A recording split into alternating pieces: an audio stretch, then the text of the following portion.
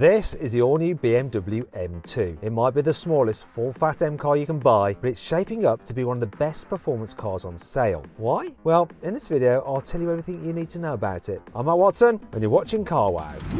Buy, sell, Car Wow. Say what you like about BMW designs these days, at least they're not boring. There's always plenty to talk about. It's only been a few weeks since the brutal XM was revealed, and now we get treated to a new M2 that looks like this.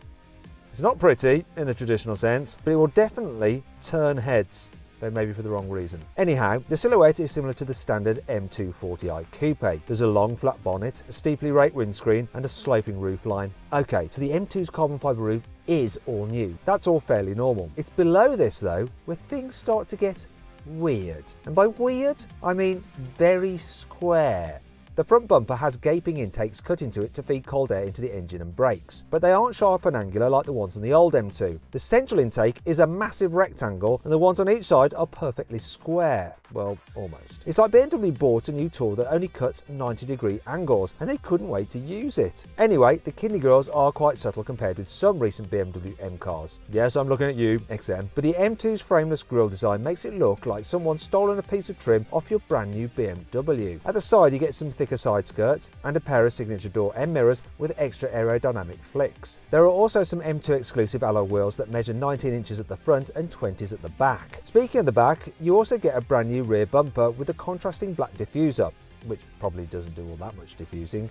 Plus, there's some new exhaust tips. The M2 40i gets some trapezium-shaped tips, but the M2 has 4 round exhausts just like the M3 and M4. There's no doubt that this is the most aggressive-looking 2 Series ever, but do you like the new design? Or maybe you prefer the old M2? I'll put a pinned comment below so you can actually vote on which of those is your favourite, the old M2 or this new one. The previous generation M2 used loads of hand-me-down parts from the old M3 and M4, and this is one of the reasons why it was so good. Thankfully, BMW hasn't changed that recipe for the new version, so it gets lots of bits borrowed from the brand new M3 and M4. The most important ingredient is the engine. It's a 3-litre twin-turbo straight-six, though in the M2 it makes 460 horsepower. That's a whopping 90 horsepower more than you got in the old M2, and it's 10 horsepower more than you got in the old BMW M2 CS. In fact, it's only 20 horsepower less than you get in the standard non-competition versions of the M3 and the M4. What's even more impressive is that this new M2 makes 550 Newton meters of torque. That's exactly the same as you get in the standard spec versions of the current M3 and M4. So this entry-level M car could be about to upset its bigger brothers. But before I move on, let's have a listen to what this new M2 sounds like.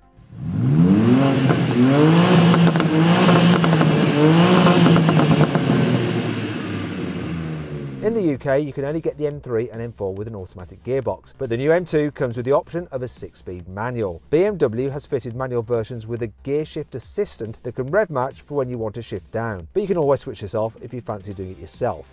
You could get the old M2 with a manual or an automatic gearbox as well, but that car's auto was a 7-speed dual clutch unit. It worked well when you're up to speed, but it could be really temperamental when you try to launch it. The new M2 comes with a version of the same 8-speed torque converter automatic you get in the new M3 competition and M4 competition, so it should launch much better than the old M2. The new BMW M2 is noticeably larger than the old model though. It's over 11 centimeters longer and almost 2 centimeters wider than the car it's replacing. The left and right side wheels are also set further apart than before. This track width is now exactly the same as on the latest M4. Unfortunately, when you make a car bigger, you usually make it heavier, and that's exactly what has happened to the new M2. If you got the old M2 competition with the manual gearbox, it weighed 1,550 kilos. This new model with a 6-speed manual gearbox weighs 1,700 kilos. That's 150 kilos heavier than the old car, so it'd be like you're carrying 2 passengers around with you the whole time. In fact, this new M2 weighs exactly the same as the new M4 manual. Pick an M2 with an 8-speed automatic gearbox and it's even heavier. That car weighs 1,725 kilograms. Surprise, surprise, that's exactly the same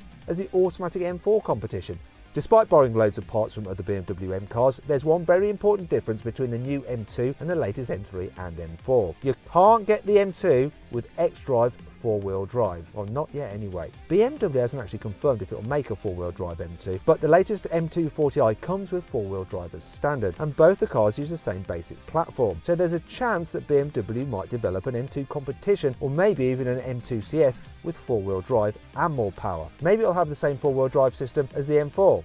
How does all this affect the new M2's performance though? Well, pick a car with a manual gearbox and BMW says it will do 0 to 60 miles an hour in 4.3 seconds. That's a tenth of a second quicker than the old M2 competition manual and only a tenth of a second slower than the old manual M2 CS. It's actually the same time as the brand new 653 horsepower BMW XM takes it in 0 to 60 miles an hour, and that's the most powerful BMW M car ever made. But that's not all. This new M2 is even quicker if you go for the 8-speed automatic gearbox instead. These versions will do 0 to 60 miles an hour in 4.1 seconds. That's a tenth of a second quicker than the old automatic M2 competition. But how do these numbers compare with other small performance cars? Well, top shelf hot hatches from Audi and Mercedes are a little bit quicker than this new M2 off the line. The AMG A45S does 0 to 60 in 3.9 seconds and the Audi RS3 will do it in 3.8 seconds, although both of these cars are four-wheel drive. But what about top speed, where four-wheel drive doesn't really help you? Well, the BMW M2 with the optional driver's pack, which removes the speed limiter, lets it hit 177 miles an hour. That's about 10 miles an hour faster than the range-topping AMG A45S, but it's 3 miles an hour slower than an RS3 fitted with the RS3 dynamic pack.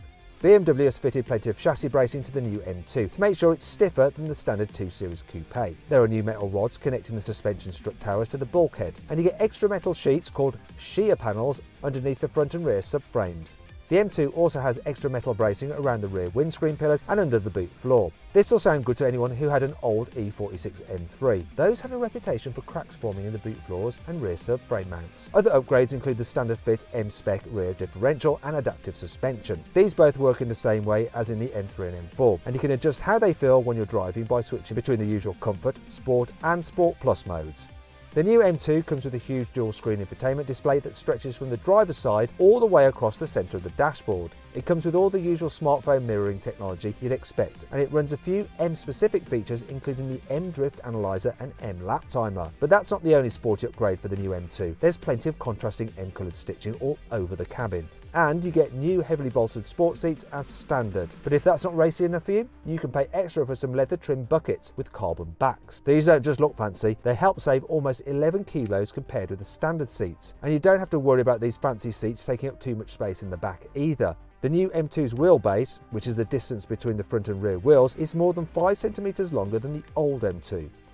You get some pretty serious brakes on the new M2. The front discs measure 380mm across and they're gripped by 6-piston calipers. The rear discs are almost as big. They're 370mm in diameter and come with a single piston floating caliper. These come painted blue as standard, but you can pay a bit extra to get them in red. The M2 comes with the same dual mode braking system as the new M3 and M4 as well. This means you can choose from comfort and sporty braking modes that give you varying amounts of assistance and pedal feel. This means you can easily switch between settings for everyday driving and track driving without having to break out the spanners.